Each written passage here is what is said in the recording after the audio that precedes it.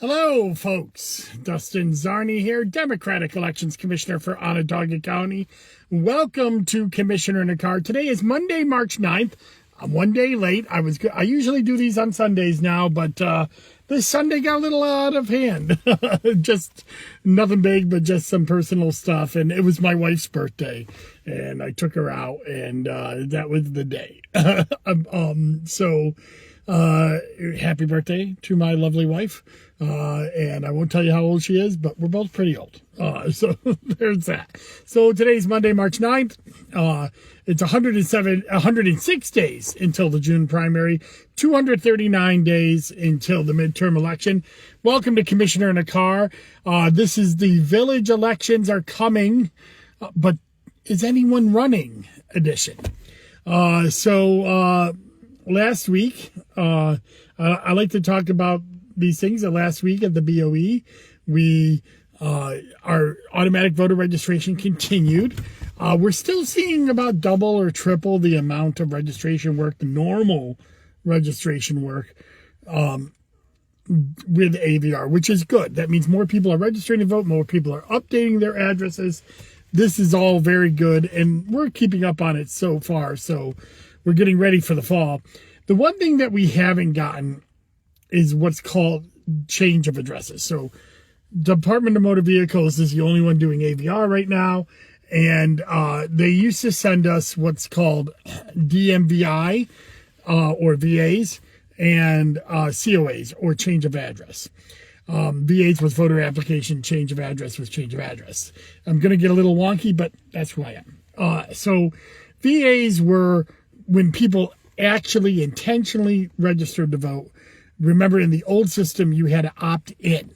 And we would get about 20, 30, 40 a day of those.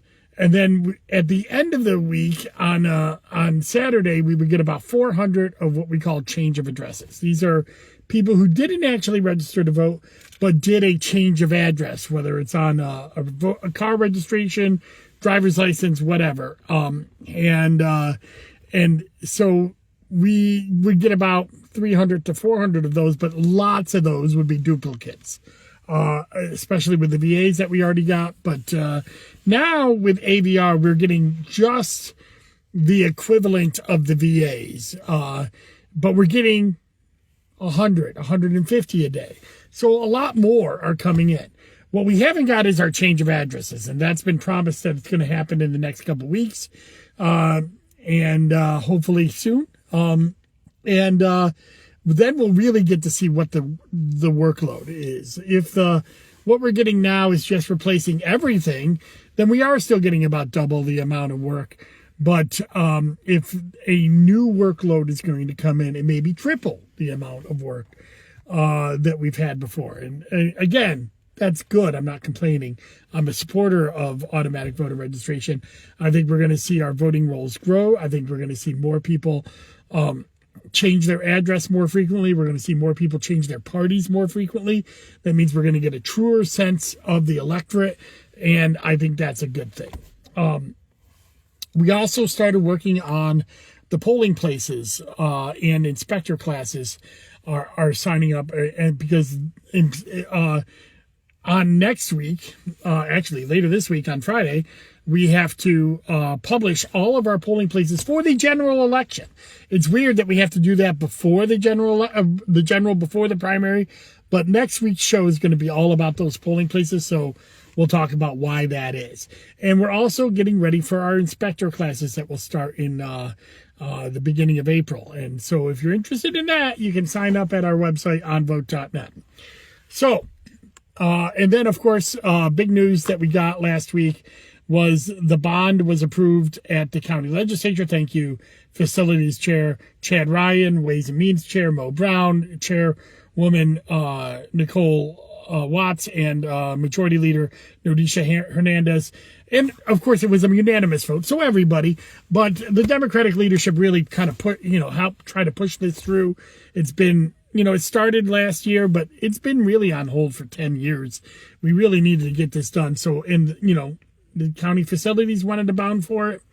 and we got it through, and it's passed, and we're going to be getting a new roof at the Board of Elections, which is vital because anytime we've had major thaws or rainstorms, we've had leaks in my office also, and leaks are bad, but when you think about it, it creates mildew, it creates dust, it creates all kinds of unhealthy things inside there. The HVAC needs to be fixed as well.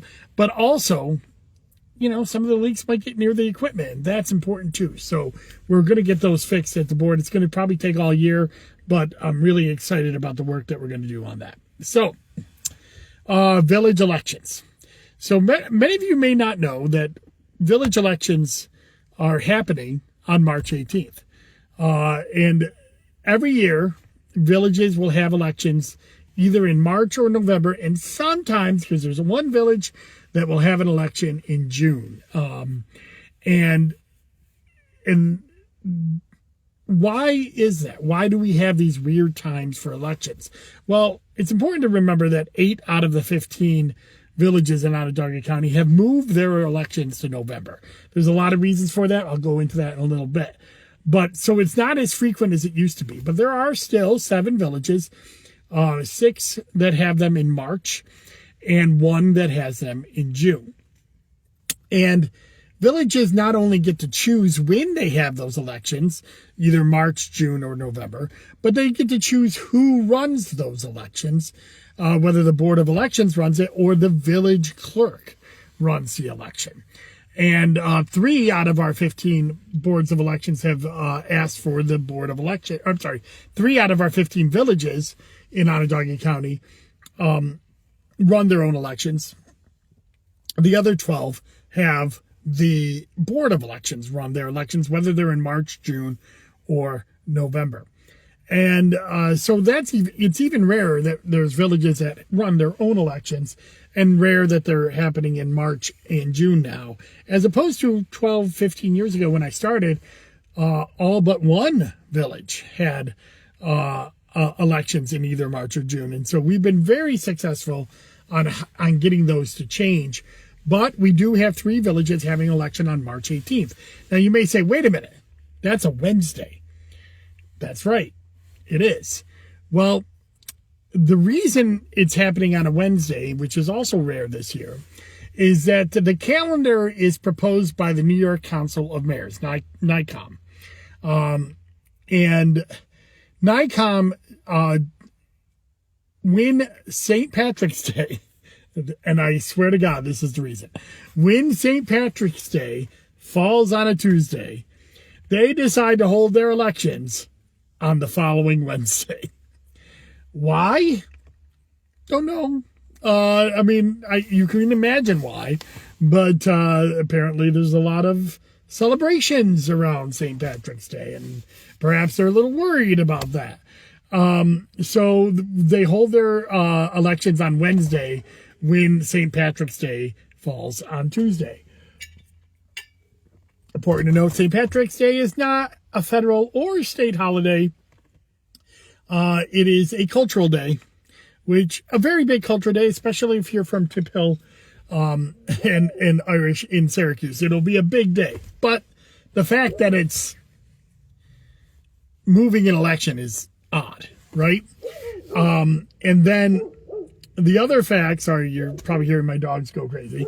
And the other thing that's happening is that there are different hours that villages can choose to have their polling hours.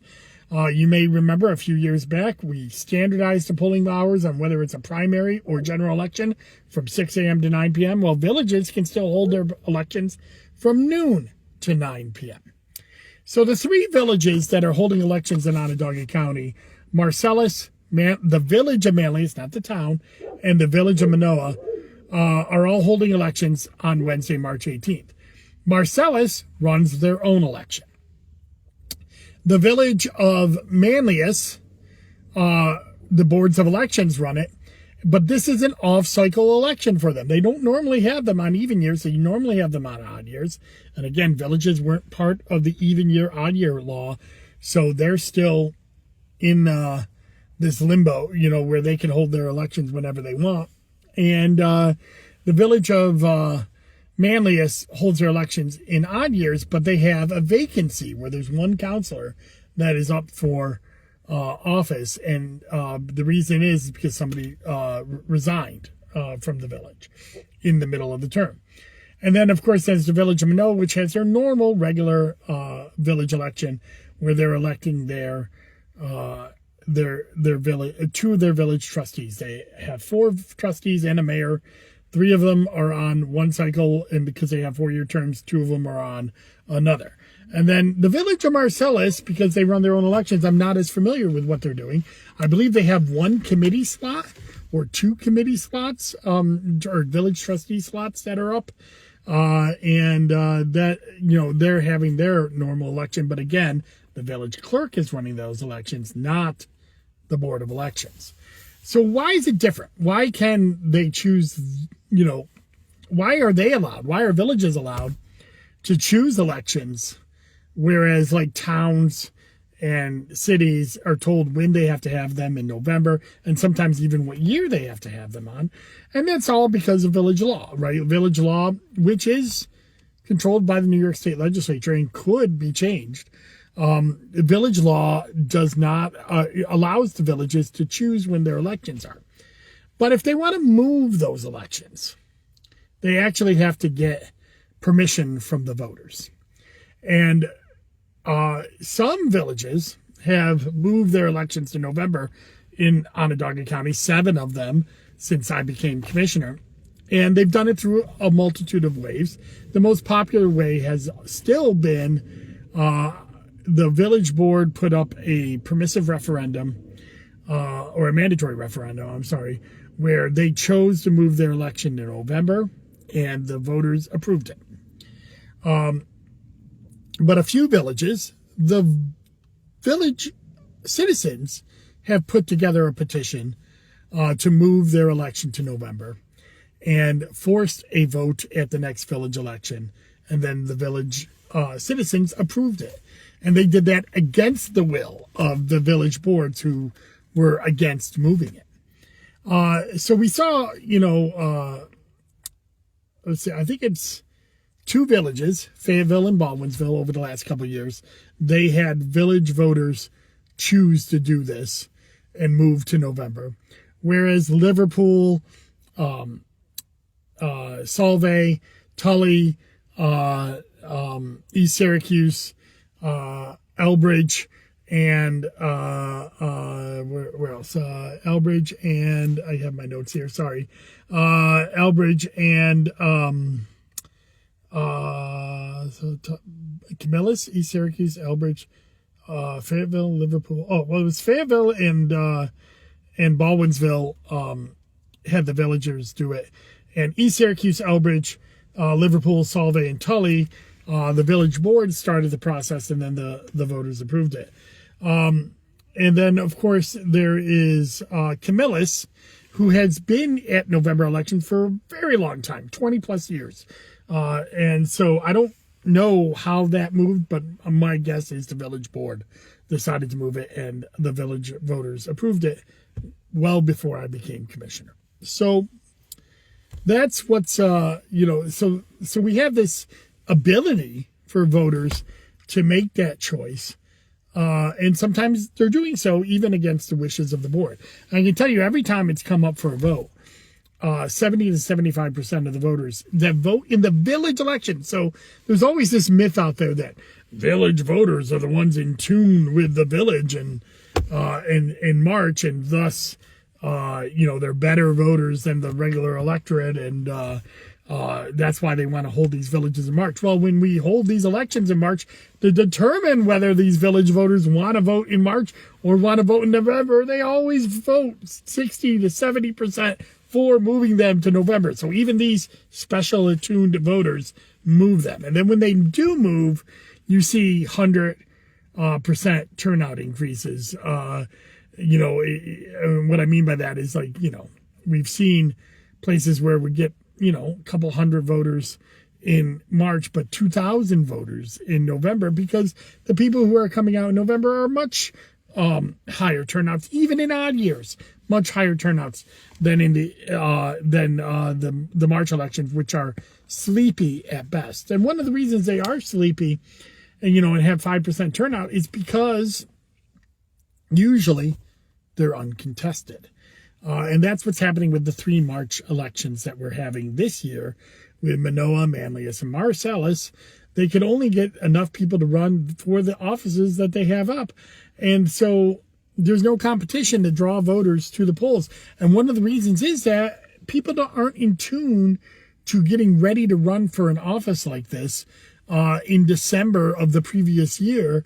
A lot of times people are making their decisions about whether they want to run for office in February, March, April, May.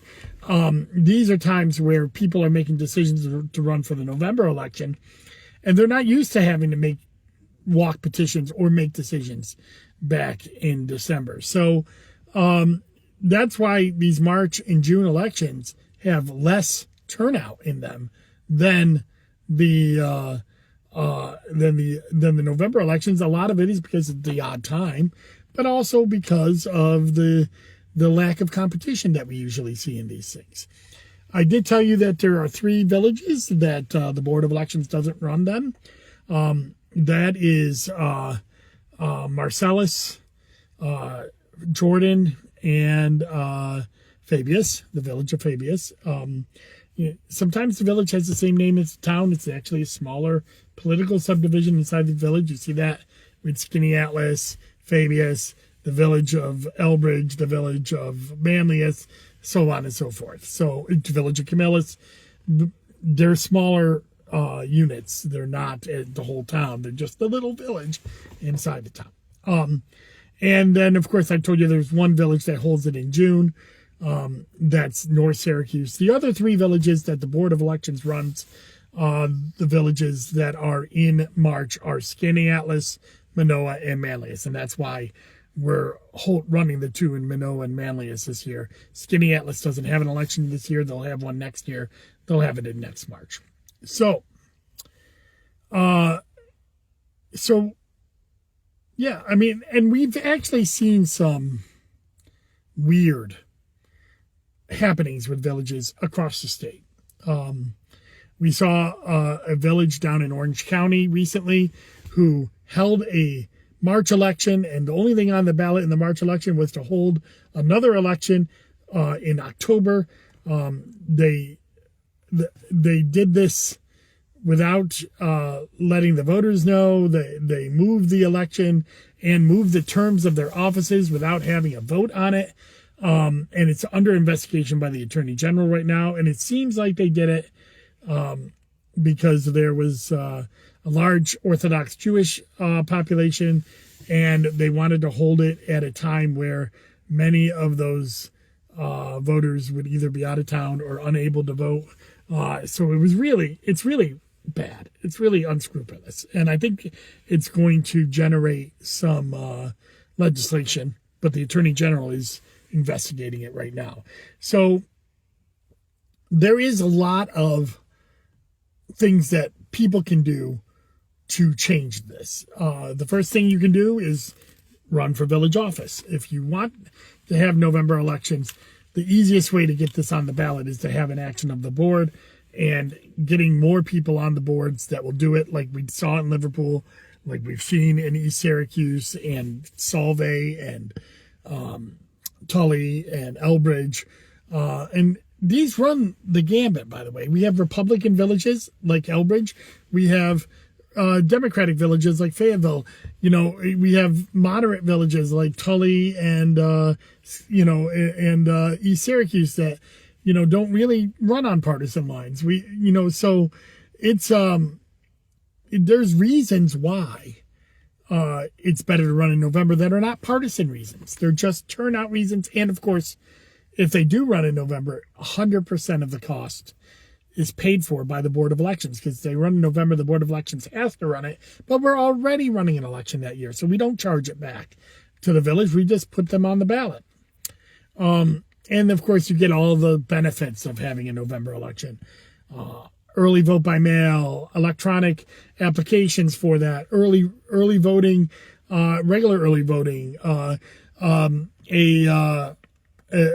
to register online right up until the day before, affidavit ballots, all of these things that go along with a normal election. In village elections, you don't have early voting. You have shortened polling hours. You have not an ability to directly apply for an application to vote by mail.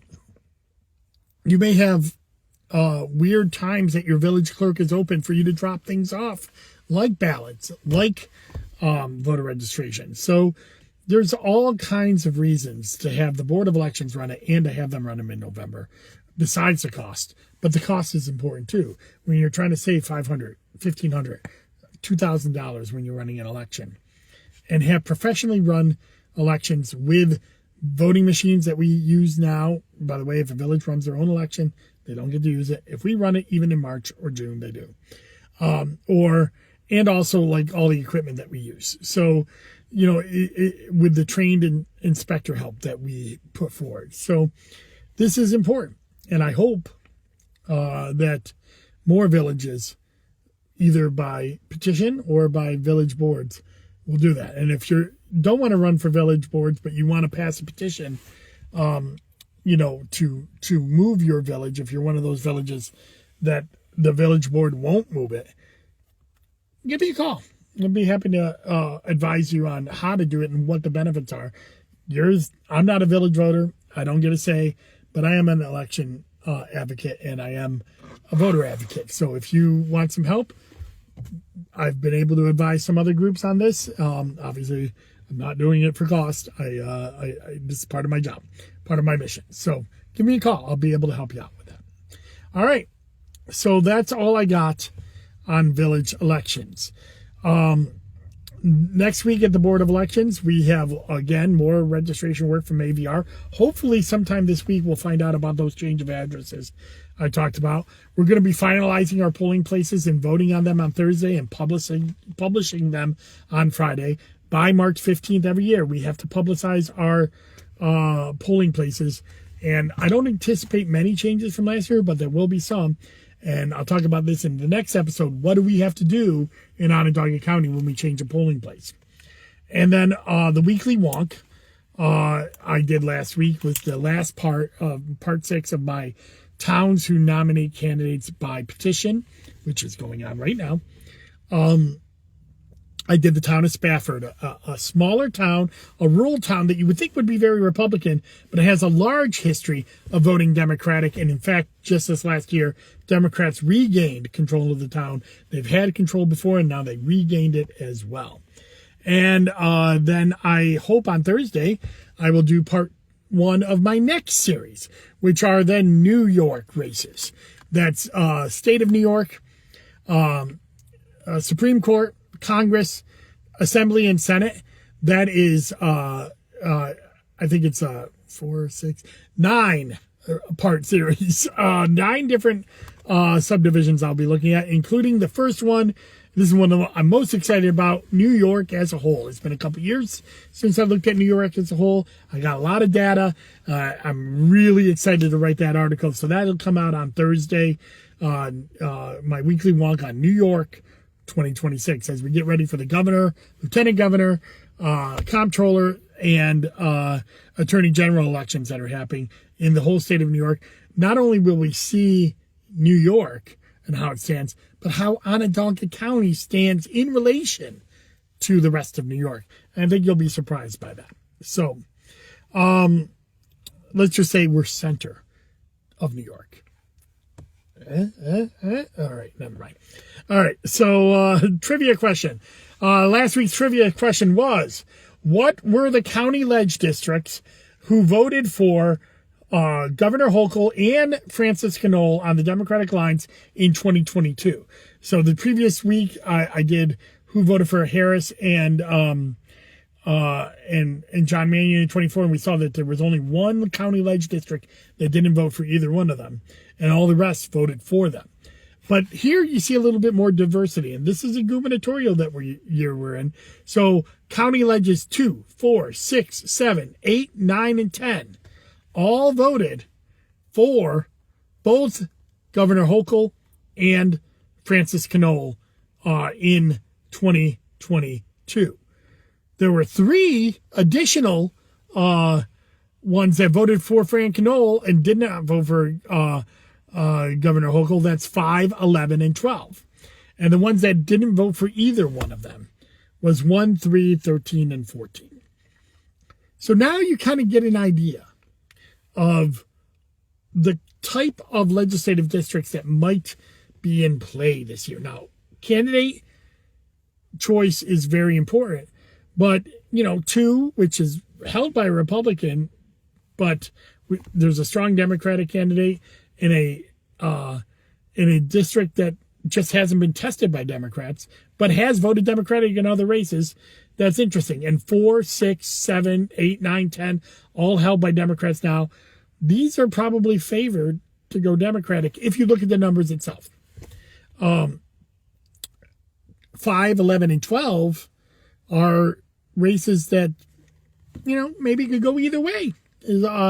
Sometimes they vote Democratic, sometimes they don't. Remember, they all voted Democratic in 24, but here you see they didn't vote for Hochul, so maybe they're not as locked for a Democrat as some might think this year. And then, of course, 1, 3, 13, and 14 didn't vote for either Hochul or Knoll. Now, that was a year that was incredibly bad for Democrats in 2022. Historically bad in New York for Democrats. So the fact that they didn't vote for either of them, remember 1, 13, and 14 voted for Mannion and Harris in 24. Now, 24 wasn't particularly a great year for Democrats. 2020 was really, in local, one of the best years ever. And then 2018. So is this year in 2026 going to be more like 2018 and 2020, or 24, or 22? That's where we don't know. And that's what's great about elections, right? So next week's question, since I talked about villages this week, I'm going to say, the village with the 15 villages in Onondaga County, how many have Democratic enrollment edges over the Republicans? So more Democrats numerically than Republicans. We'll go over that next week. And next week's Commissioner Carr, hopefully on Sunday, on March 15th, will be about the polling places in Onondaga County. We're going to be releasing the polling place list, so we're going to go into what goes into selecting a polling place, what were the changes from last year, and when we make changes, what are our obligations to not just notify the voters, but notify the Attorney General because of a little thing called the John R. Lewis New York Voting Rights Act, the NYVRA. So we'll talk about that next week. Thank you very much for tuning in to Commissioner in the Car, and enjoy the rest of your week. Bye-bye.